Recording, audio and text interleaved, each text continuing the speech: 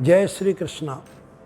आज मैं आपको एक परम सत्य और परम रहस्य, जो कि आधुनिक परिप्रेक्ष्य में भी हमारे लिए बहुत उपयोगी है और हमारे ग्रंथों के द्वारा जो ज्ञान का सार है वो भी इसमें समाहित है, वो मैं बताना चाहता हूँ कि भोजन का कभी भी अनादर ना करें। अनादर की 3 परिभाषा होती है। पहली परिभाषा कि भोजन को झूठा छोड़ना, ये सबसे बड़ा भगवान का अपराध है और भोजन का अपराध है।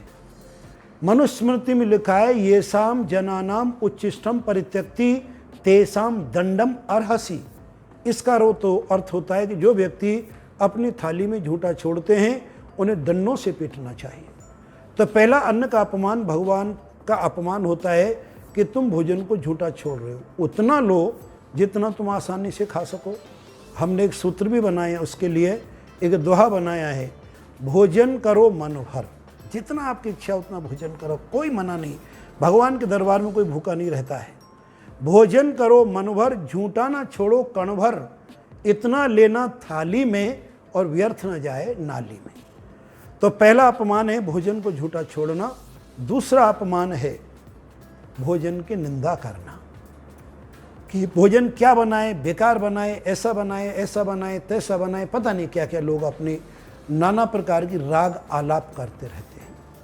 तो अतएव भोजन में अगर आपको कोई भी मिर्च मसाले का अनुपात कम लग रहा है तो बड़े सम्मानपूर्वक आप मांग के या वहाँ जहाँ रहता है उसे समावित करके और भोजन ग्रहण कर लें, वहाँ तक आपका ठीक है। लेकिन भोजन की निंदा करना यानी कि बनाने वाले की आत्मा को कितना ठेस पहुँचता है। हर आदमी बड़े दिल से, मन से, आत्मा से बनाता है, और दिल से आत्मा से बनाने के पश्चात भी अगर आपको जीवन में आपको कुछ सीखना है तो तीनों सूत्र आपको सीखने, झूठा नहीं छोड़ना है, भोजन की निंदा नहीं करनी है। और जो तीसरा अपमान है जो मैं कहने जा रहा हूँ, आज ये बैंगन आलू क्यों बना दिए हमें बिल्कुल पसंद नहीं है। कोई लोगों का कहना होता है, मैं नहीं कह रहा हूँ, कोई कहता है दाल रोज़ बना देते हो, कोई कहते हो ये हमें रोज़ आलू बना देते हो। तो ये भोजन को देखते ही जो तुम बिदक जाते हो, भोजन के बारे में तुम अनर्गल बात करने लगते हो, ये भोजन का तीसरा अपमान है।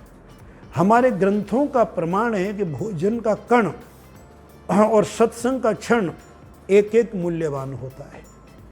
ये साइंटिफिक तथ्य मैं आपको बता रहा हूँ कि संसार में सबसे पौष्टिक भोजन क्या है। संसार में सबसे पौष्टिक भोजन वो है जो श्रद्धापूर्वक, खुशीपूर्वक, प्रशंसा करते हुए खाया जाता है, वो हमारे शरीर में अंगीकारक होता है। वैज्ञानिक और डॉक्टर ये कहते हैं, जैसे रुचिकर भोजन हम करते हैं अपने मन से, तो हमारे बॉडी में हार्मोन्स उसी प्रकार के डेवलप हो जाते हैं। और बेमन से खाया हुआ जो खाना होता है तो हमारे शरीर में किसी भी प्रकार के हार्मोन्स एक्टिव नहीं होते, वो हमारे शरीर में भार मात्र चला जाता है। पुनः मैं आपका ध्यान आकर्षित करता हूँ, तमाम दुनिया के सर्वों के आंकड़े के आधार पर 1/3 भोजन जो पकता है वो व्यर्थ जाता है। कुछ झूठन छोड़ देते हैं, कभी 100 आदमी को बनाया गया तो उसमें बच गया, या 500 को बनाया गया तो बच गया, तो वो भी भोजन का कितना व्यर्थ हो रहा है। एक एक कण का महत्व, कितने लोग भोजन किए बिना सो जाते हैं बेचारे, उनके साथ क्या गुजरती होगी। देखो, पुनः आपको मैं बता रहा हूँ, भगवान किसी को नहीं मिलते और बहुत कम भाग्यशालियों को मिलते हैं, फिर भी संसार चल रहा है। लेकिन आप जवाब दो, अगर भोजन आपको 2 दिन नहीं मिले तो क्या तुम संसार में सर्वाइव कर पाओगे? 3 दिन तक रहेंगे, चौथे दिन हो सकता है कि आपका गोविंदाय नमो नमः हो जाए। तो भोजन हमारे जीवन में भगवान से बढ़ करके है। तो जैसी भोजन अपने सामने आए, त्वदीयं वस्तु गोविंदम तुभ्यमेव वे समर्पिते। हे प्रभु, जैसा तुमने दिया आज हमारा बड़ा सौभाग्य, उसी को तुम खुशीपूर्वक ग्रहण करो। झूठा मत छोड़ो, पुनः पुनः पुनः कह रहा हूँ, और भोजन का अपमान मत करो।